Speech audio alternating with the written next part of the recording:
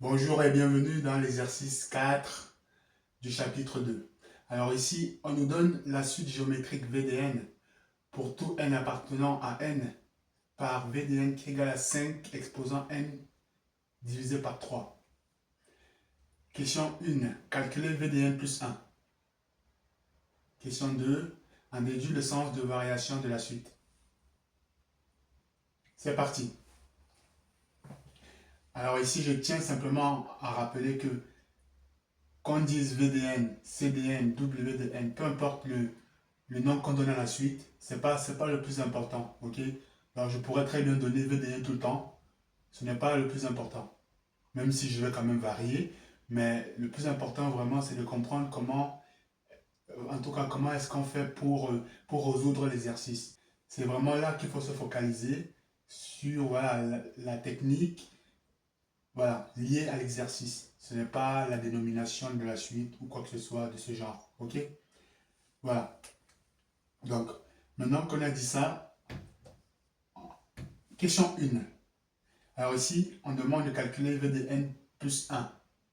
Bon, on a déjà fait les suites arithmétiques. Je pense que vous avez compris que, voilà, cette question est très facile, ok? On va la faire. Donc, on a VDN qui est là. On va juste faire VDN plus 1 qui est égal à quoi? Qui est égal à 5 exposant n plus 1, ok? Divisé par 3. Voilà, c'est tout. On a l'habitude maintenant de faire ce type de transformation. Donc, ça ne pose aucun problème. OK? Maintenant, question 2. On demande d'en déduire le sens de variation. Alors, pour déduire le sens de variation d'une suite géométrique, on va faire ce qu'on appelle le quotient des suites. OK? Je vais l'écrire. Quotient des suites. Quotient des suites. OK? Ça veut donc dire quoi? Ça veut dire qu'on va prendre le terme suivant et on va diviser par le terme précédent. Ok? Donc, ça nous donnera la valeur du quotient.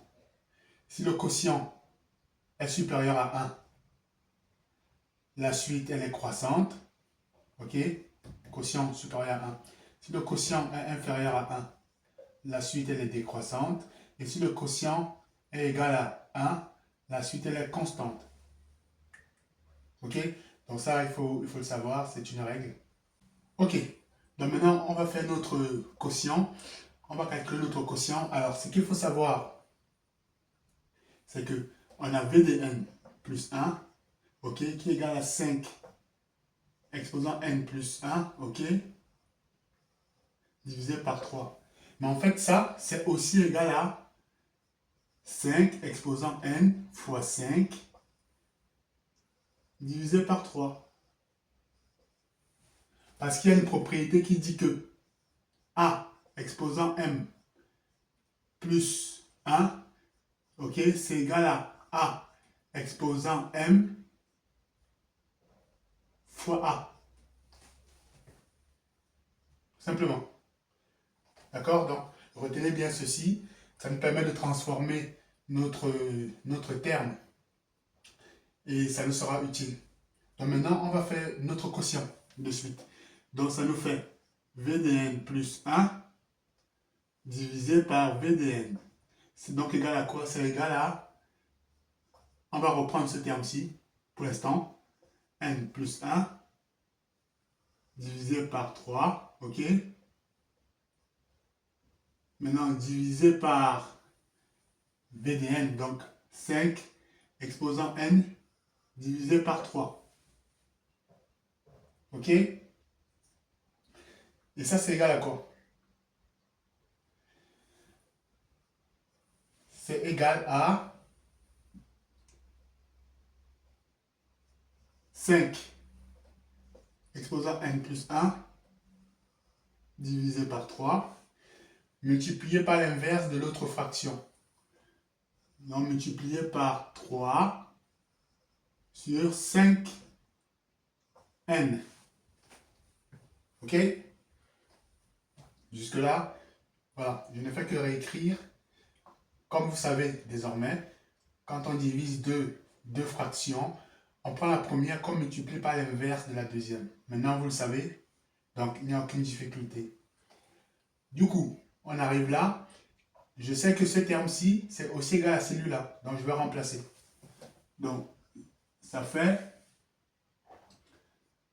5n multiplié par 5, ok, divisé par 3, multiplié par 3, divisé par 5 exposant n.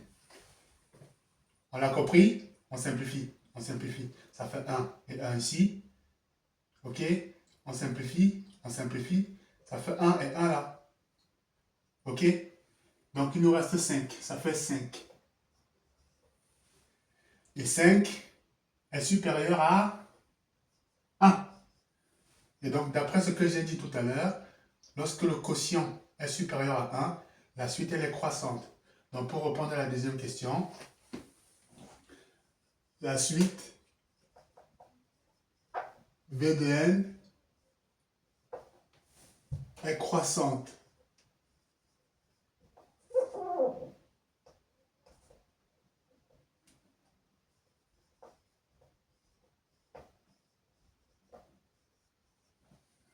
Voilà, tout simplement. Ok?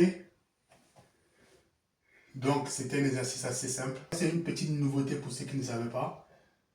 Sinon, si vous travaillez vos propriétés sur les exposants, je pense que ça ne pose aucun problème. Ok? Ensuite, on remplace simplement les valeurs.